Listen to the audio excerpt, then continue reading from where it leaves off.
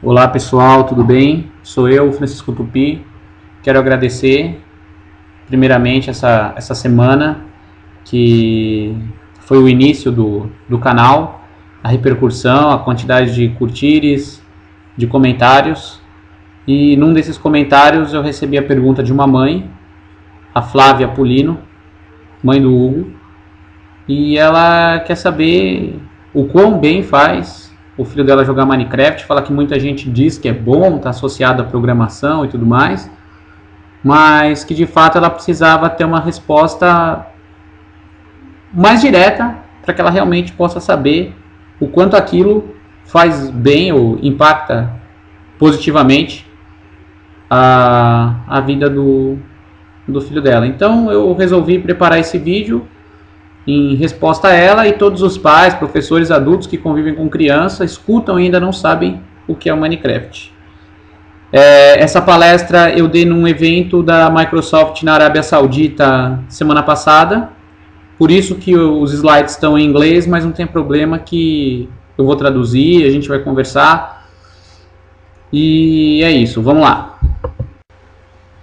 Então, como já diz o título da palestra, Inovação, Tecnologia e Educação, a gente está buscando novas formas do processo de ensino e aprendizagem contextualizados com o mundo que nós vivemos. Quando a gente fala em educação, a gente não está falando uma forma de mecanizar conteúdo. Muito pelo contrário. A gente está buscando uma forma que esse aluno possa se inserir no mundo, não apenas pelo lado profissional com suas habilidades e competências, mas também que ele possa conseguir se inserir de um modo equilibrado, positivo com os seus temperamentos, com a sua felicidade, que ele possa contribuir com o que o mundo necessite em relação à questão humana por excelência.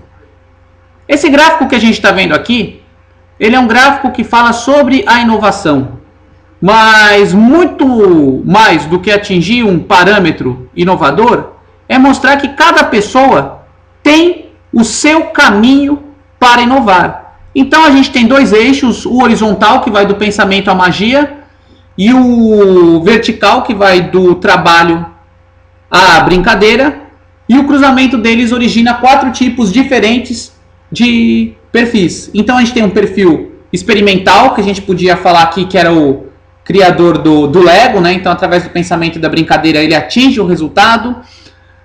Do brincar e da magia, a gente tem um perfil visionário, que pode ser um Walt Disney, um Maurício de Souza. Um trabalho associado ao eixo criado à inventividade. A gente tem diversos gênios aí que mudaram o mundo, associando o trabalho por um lado mágico. Então a grande parte do design da Apple, o Elon Musk, agora tudo isso que traz um algo mais à vida cotidiana, que faz algo simples ser visto como algo diferente. E a parte do trabalho e do pensamento, que gera o lado do cálculo, como a questão do Albert Einstein, né? Então consegue racionalizar uma visão e a partir dessa visão materializar uma teoria. Então o importante desse gráfico é mostrar que talvez resultados semelhantes possam ser atingidos, na verdade eles são atingidos por caminhos diferentes. Então como você vê o mundo, como você interage com o mundo, vai estar associado como você vai inovar o mundo. E isso o Minecraft é algo que vai trazer, porque como ele dá essa liberdade, ele permite trazer essa liberdade de criação, de colocação de blocos e tudo mais. Eu posso criar uma escada através de parâmetros associados à minha abstração, posso ir fazendo pela tentativa e erro, mas o importante é que eu vou ter um mecanismo que vai me permitir dar vazão à minha configuração cognitiva. Pois bem, quando nós vemos aquilo que nos remete à inovação, nós já vemos aquilo terminado, aquilo pronto. Então, o mundo em que vivemos por conta de questões associadas ao mercado e que escondem a esteira de produção e o verdadeiro valor para que nessa simetria possa haver o lucro do produtor, existe uma facilitação de entregar as coisas prontas, tal como um filtro do Instagram, que a gente não precisa saber mexer no Photoshop, e aí com um clique ele mata o nosso conhecimento de cores. Então essa simplificação acaba trazendo uma visão para nós que o mundo ele já vem pronto, sendo que na verdade a nossa ideia aqui é mostrar os caminhos que nada vem pronto e que tudo pode ser planejado, prototipado e feito. E tudo, entre o começo e o fim, vai ser um processo. E não cabe aqui eu dizer como esses processos são feitos. O meu objetivo é enaltecer que sim, existem esses processos. Esses processos podem ser cíclicos, eles podem ser associados a um contínuo vai e vem de criação e recriação, eles podem até ser caóticos. Mas a ideia aqui, ou a ideia quando se joga, ou quando se cria, não é focar uma criação, a produção dessa criança, desse adolescente, no resultado final, e sim no processo. E quando se ensina o Minecraft, ou quando se pode dar alguma orientação, a ideia é enaltecer esses processos criativos. Processos estes que possam ajudar na lógica, processos esses que possam ajudar numa prototipação, numa visualização, num aprofundamento de habilidades vocacionais, de habilidades e competências, tais como nós vamos ver daqui a pouco. Eu acredito que a grande graça disso é a busca por novos paradigmas de ensino. O ser humano, ele tem diversos tipos de inteligências. E muitas vezes o sistema de ensino, o paradigma que a gente tem, busca só um. Então aquele que se adapta consegue obviamente melhor, enquanto aqueles outros que não se adaptam, eles podem muitas vezes até ser postos de lado do sistema. Então eu gosto muito da metáfora do labirinto, e que cada um encontre a saída necessária para o seu labirinto. Pode ser como um Teseu, que tece e encontra a saída a partir do fio de Ariadne. Pode ser igual Dédalo ou Ícaro, que fazem uma asa com cera. Não importa, cada um encontrou seu meio, a questão de solucionar seu problema. E isso tem muito a ver com a visão que nós temos de tecnologia, uma vez que a gente dorme com uma tecnologia e acorda com outra. Então, muito mais do que saber dominar uma tecnologia é ter um pensamento que promova a adaptação e a transformação daquilo que nós temos para solucionar esses problemas. E aí, a gente tem o grande inimigo da humanidade, a folha em branco. Imagina ter que começar algo do nada. Isso pode ser uma música, isso pode ser uma redação no vestibular. Então, a ideia é como que a gente, a partir do nada, consegue criar um tudo. E um tudo relevante em relação à nossa formação, à nossa educação, ao outro do nosso lado. E eu tenho uma solução para superar esse nosso inimigo, que é o nada, que é aquilo que busca a ser criado. A minha ideia é, vamos criar um Big Bang cognitivo. Vamos fazer uma explosão cerebral e que com ela nós possamos criar a partir desta folha em branco, seja ela qual for, um universo de ideias, de produções. E na verdade, muito mais que um universo, isso é um multiverso, porque eu tenho um universo em mim, você tem um universo em você, seu filho, seu aluno, seja ele quem for, cada universo junto e com isso seja feito um universo maior de produções, de criatividade, algo que use a tecnologia à nossa disposição, não para nós sermos meros usuários, mas sim produtores de conteúdo e produtores de conteúdo relevantes ao mundo em que nós vivemos. Algo bem específico e interessante do Minecraft é que ele coloca os jovens já dentro daquela cultura que a gente chama de cultura maker, da cultura do it yourself. Faça você mesmo. A diferença da proposta, quando a gente parte para o ensino do Minecraft ou para uma orientação para que esses jovens tirem um proveito melhor, é ter uma relação entre abstração e a realização. Então não importa como que eu vou construir ou o que eu vou construir, mas prover mecanismos que se valham de uma linguagem lógica, pode ser uma construção de blocos, desenhos, Excel, para que aconteça essa tradução do mundo real para o mundo de bloquinhos. E em contrapartida, depois do jogo estar feito, e a ideia é ir além do jogo, porque esses jovens conhecem o jogo mais do que nós, é o que a gente pode fazer com aquilo, como que a gente pode realizar daquilo além do jogo, para que ele não fique preso só no mundo virtual.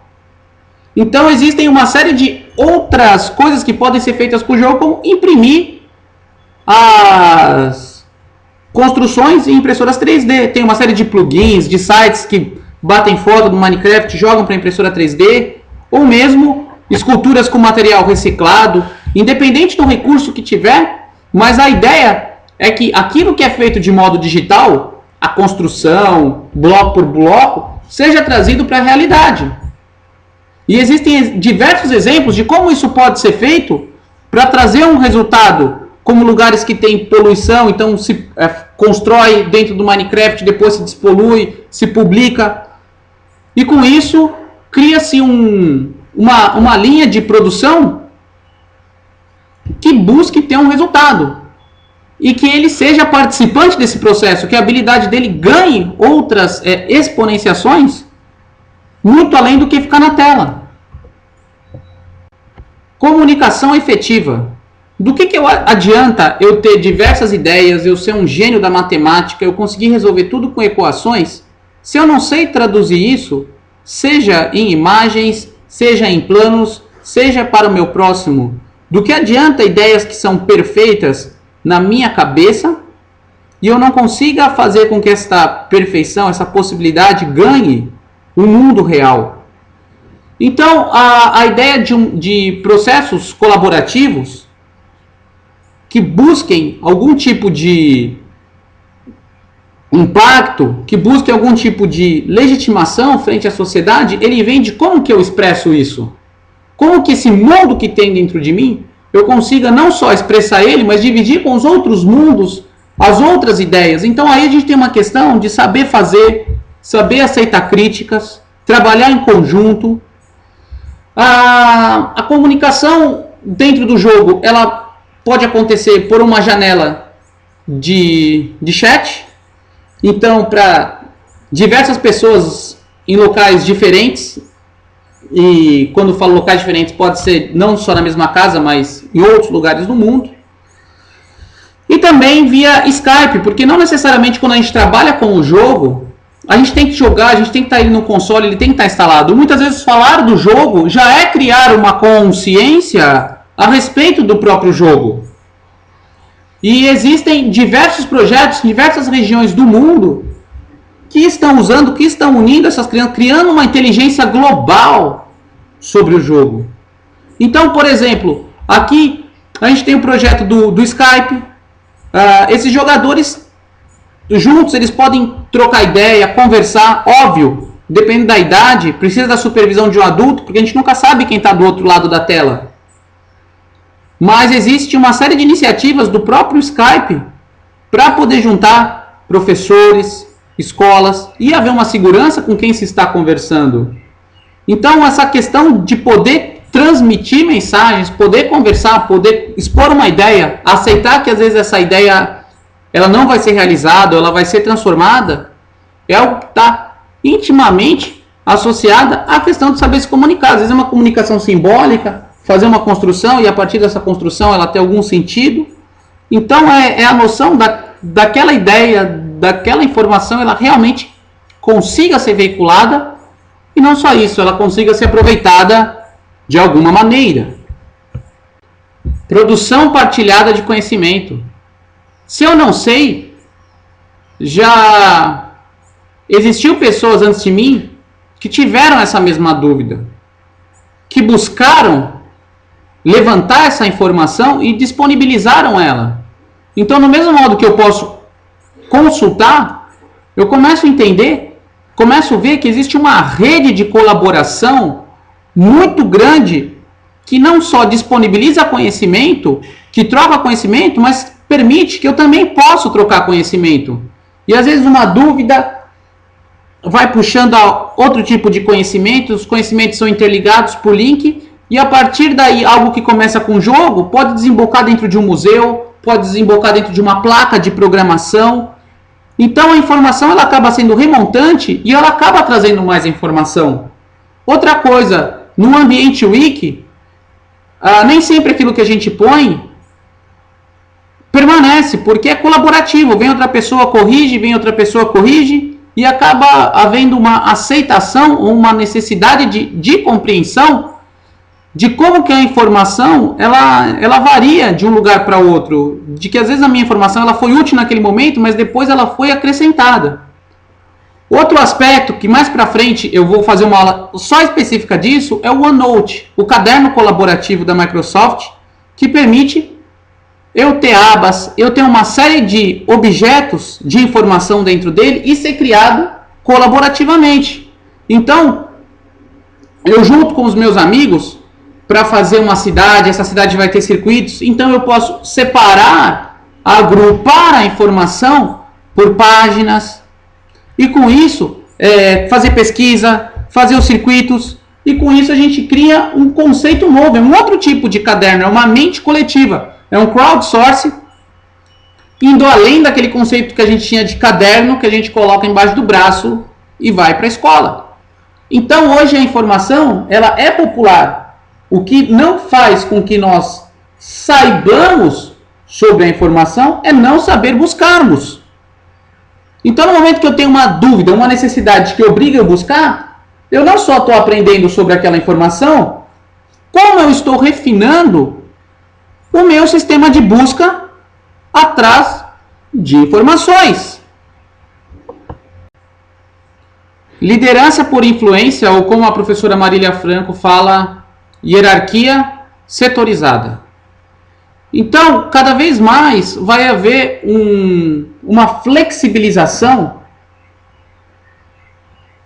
dos organogramas, das hierarquias. Cada vez mais importa aquilo que eu sei fazer.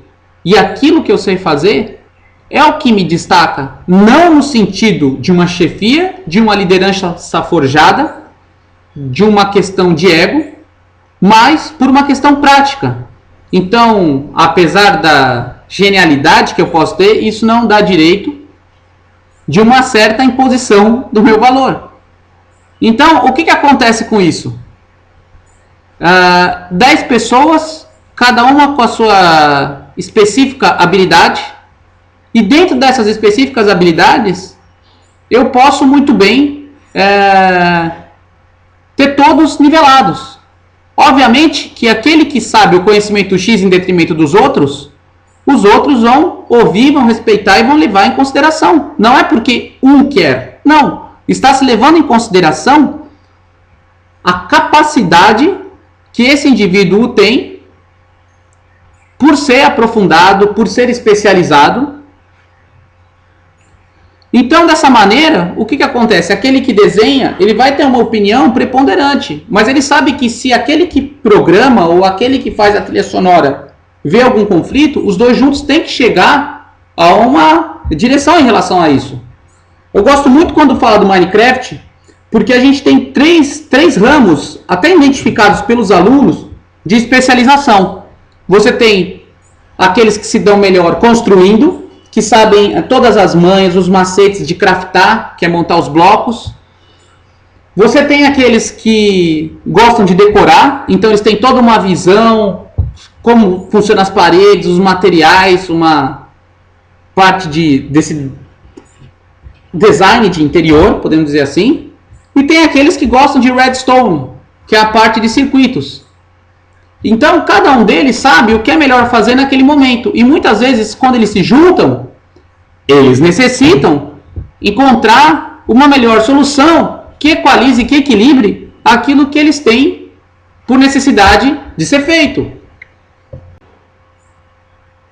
Resolução de problemas. Não importa o que eu faça, mas sim como eu faça. Então, tudo nesse contexto está associado a como que eu vou conseguir resolver esse problema. Aí eu vou me valer da abstração, eu vou me valer da comunicação, eu vou me valer de achar um ponto comum com as pessoas que eu estou trabalhando. Mas a ideia é, como que eu vou fazer uma casa gigante voando? Como que eu vou criar um circuito? Não importa. O importante é o caminho que eu vou ter para realizar o problema. E nesses milhões, bilhões de construções feitas, são problemas resolvidos por esses jovens. Outra coisa interessante da extrapolação do conteúdo do Minecraft é que ele não é só o jogo, mas ele acaba sendo um fator preponderante da produção de conteúdos. Nestes conteúdos, muitas vezes os jovens filmam a tela, eles narram, eles buscam ter mais audiência. Então, dessa maneira, o que está acontecendo? Eles estão constantemente resolvendo problemas. Você tem a parte de circuitos, você tem os blocos autoprogramáveis. E se eles não souberem, eles vão atrás, eles vão se valer do conhecimento compartilhado na rede, nessa produção partilhada do conhecimento. Então, dessa maneira, o que eu sugiro? Sempre nas aulas, nas conversas, nas brincadeiras em casa, enigma sem solução, coisas que a resposta ela não é óbvia, construções que não são tão simples. Por quê? O que vale é o raciocínio, é o pensamento de como conseguir resolver aquilo. É mais importante que a própria resposta ou o que vai ser feito em si. Empreendedorismo. O Minecraft ele tem 3 sistemas empreendedores. Primeiro que ele é um jogo de administração de recursos. Então tudo que você vai fazer, você precisa juntar os recursos necessários. Você precisa administrar os recursos que você já tem. Então, por exemplo, se você quiser um diamante, o quão fundo você tem que escavar, quais ferramentas você vai ter que ter, a alimentação, as tochas. Então ele tem esta particularidade associada aos elementos. Então, se você quiser uma construção final muito grande, muito exacerbada, você vai ter que ter diversas construções menores. Então, com isso você vai ter que escalonar os perigos, você vai ter que ter um cuidado para gerir esses recursos.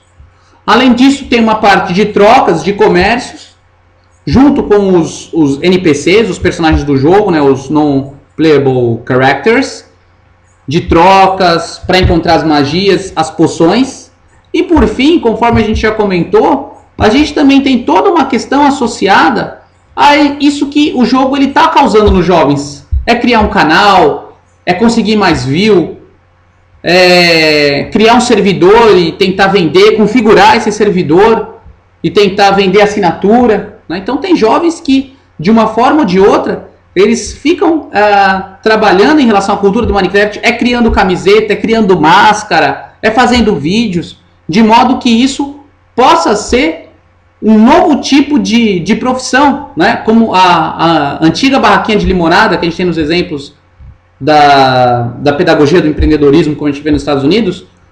O Minecraft ele acaba entrando nesse conceito para poder explicar aos alunos, às crianças, e vivenciar na prática como que resolver essa questão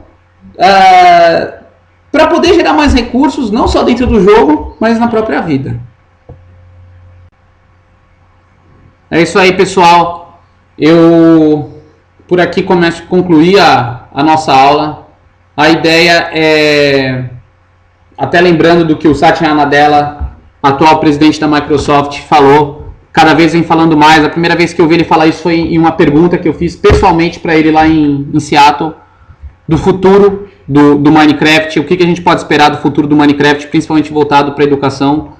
E ele comentou que a ideia da ferramenta, dessa motivação, é conseguir fazer com que seja resolvido alguns problemas que eles identificam, e eu concordo, que é aproximar as meninas da tecnologia e aproximar desse lado mais hardcore da programação, da lógica computacional, do pensamento computacional dos jovens, de modo com que cada vez mais hajam pessoas que saibam, que consigam utilizar essa tecnologia para um lado produtivo, para um lado bom.